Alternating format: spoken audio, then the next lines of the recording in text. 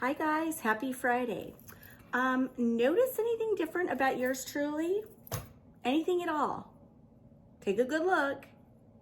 So the other day I sat having my second cup of coffee, and as I gazed out the window, I was in deep thought about what I was gonna do about my hair. You see, I looked at the video from the day before and I told myself, you guys know I talk to myself.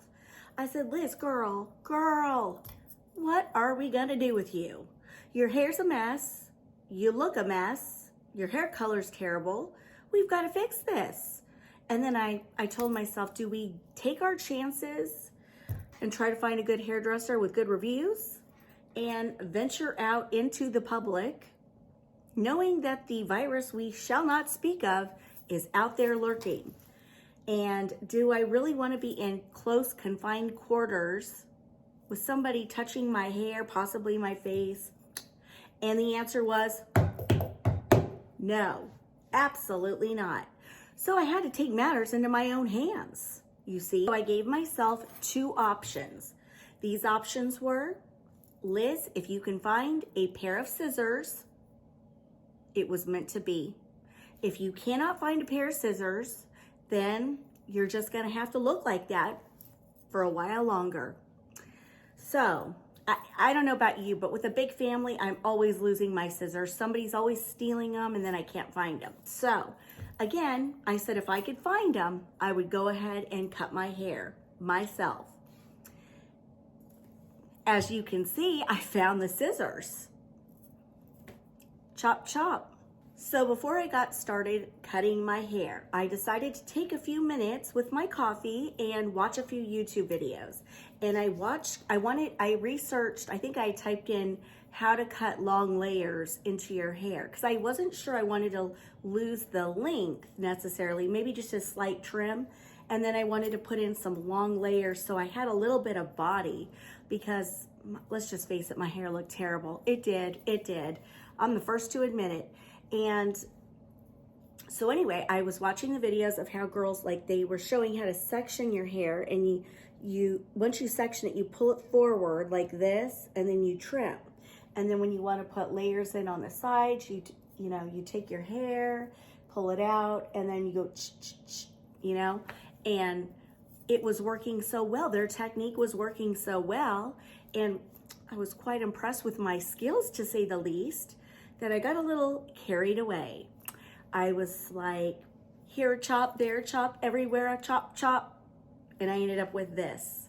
So yeah, the hair is gone, but I have to say I'm kind of liking it. It's definitely more fun to style, way more manageable, and now when I get out of the shower, I can just go with my blow dryer, put a little body in it, and I am good to go.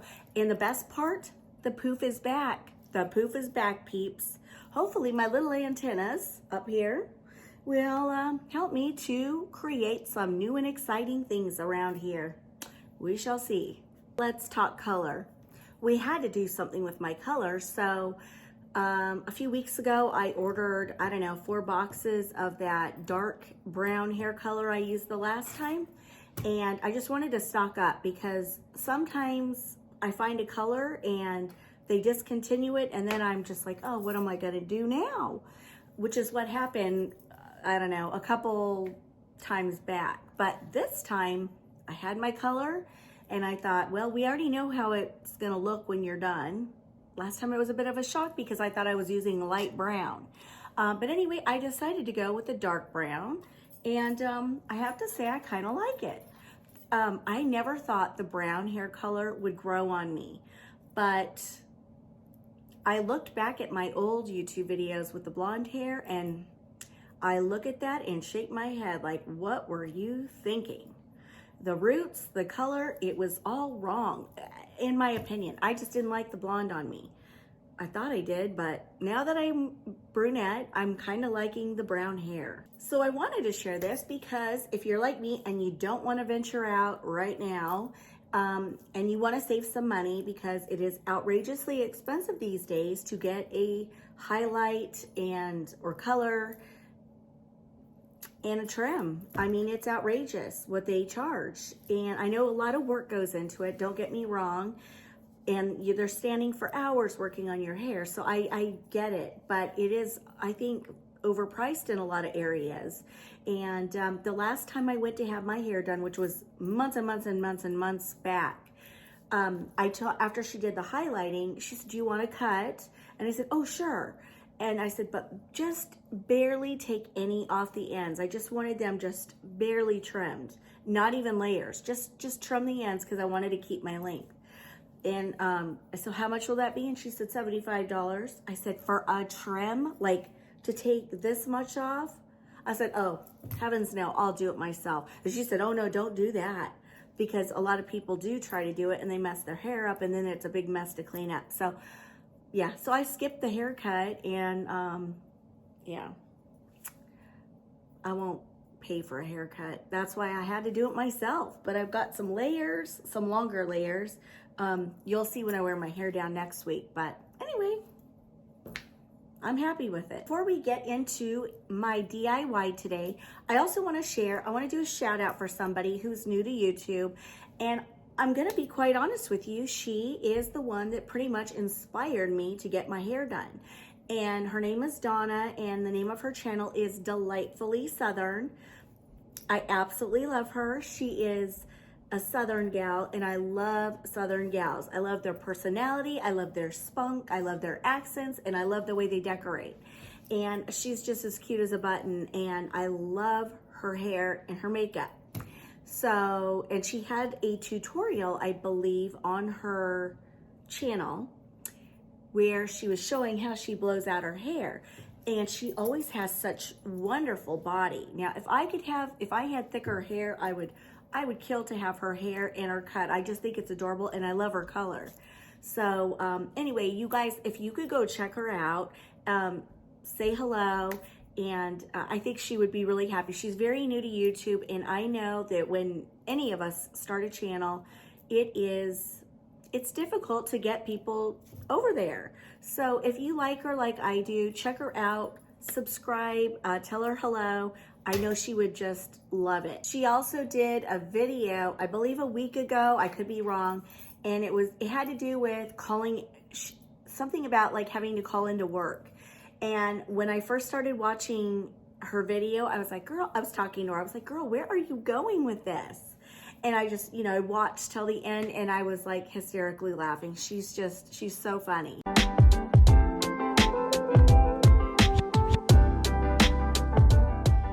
So the other day I made my topiaries, my DIY topiaries.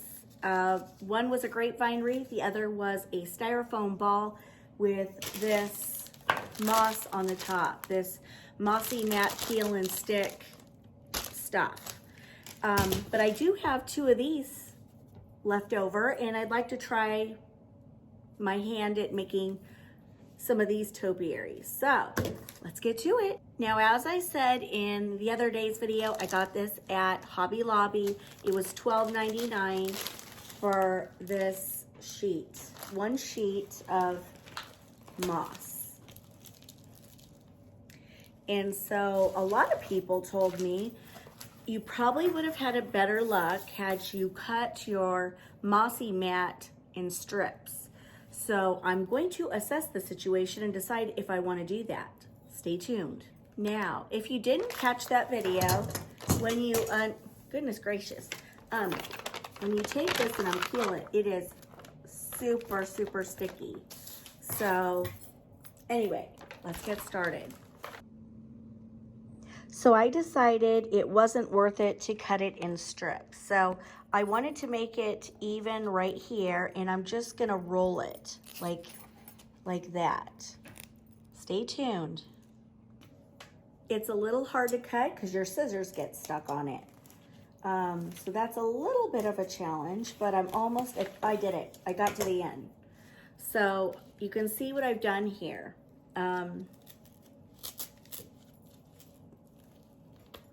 So this is where you got to get creative when you pull it. It's really nice though. See, you can see where the line is, but once you start pressing it down, You can't even see it. Now this is where it's going to get tricky, right up top.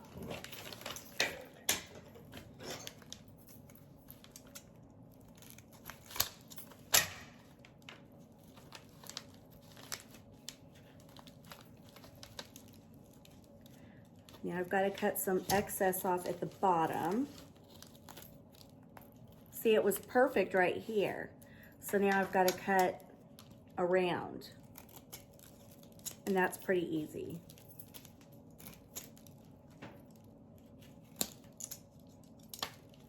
So you get stuck to your scissors.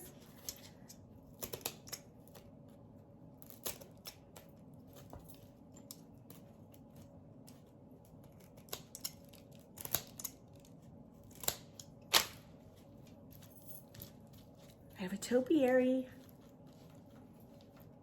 I love it when a plan comes together. Hey, it looks pretty darn cute. I need to fix the top though. I'm gonna cut it down a little bit.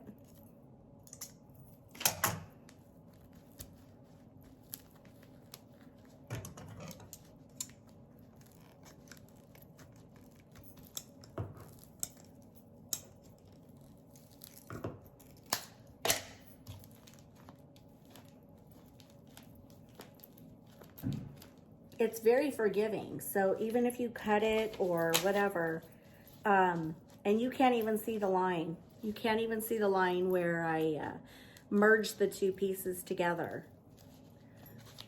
Super cute. Let me go get those terracotta pots or candle holders. So I ran and got my two little cute terracotta candle holders they have at Hobby Lobby. And I am loving this color with this color. It looks amazing, but we're gonna jazz it up for spring. So I'm gonna do this little one right here, and then I'll show you, well, we can do it together, and then I'll show you what I'm gonna do next. So I'm praying I have enough to do two, because this is all I have left. I only have this amount left. So, and just a forewarning, it's messy. Oh, it is messy. Let me see. Oh boy. So I think what I'm going to have to do, because it's not looking like I have quite enough, I might go this way and try to wrap it. So this is going to take some creativity here. And for those of you that recommended the strips, if you're a patient person, probably the best idea on the planet. But for this girl, I'm like, let's get her done. And I just don't have the patience to cut in strips. So I'm trying to cut corners here. So, you know, just a forewarning, don't be like me. Take your time, do it right. Unless you are like me, then take the easy way out here. See, you can see what I'm gonna do here. I'm gonna wrap it. Let's see how this goes. So I got this side done, and now I just need to finish wrapping this, and then I'll cut the excess off. So I made a cut here, and I just want to show you guys how easy it is. You just pull as tight as you can, and then press down. And I'm telling you, it hides the seam really, really well. You won't even see it. And then right here, you can see I've got a little excess. I'm just gonna cut this off.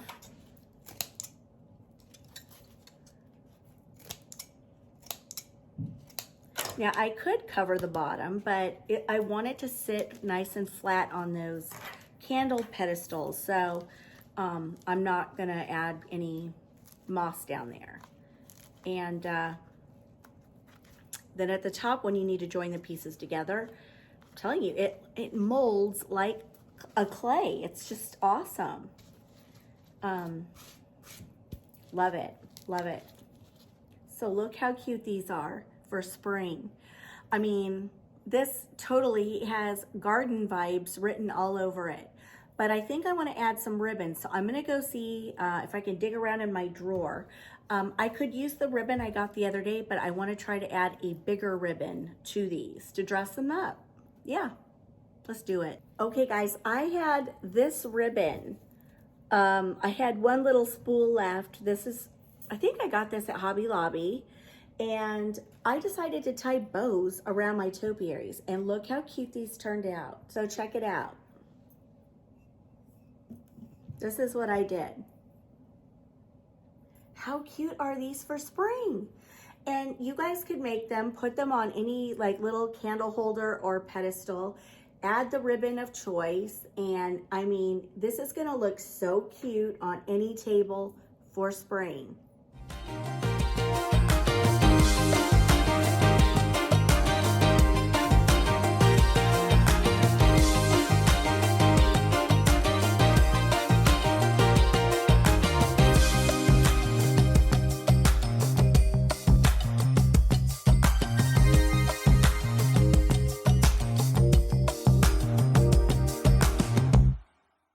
All right, my sweet friends, this is gonna wrap up my Friday's video, short and sweet.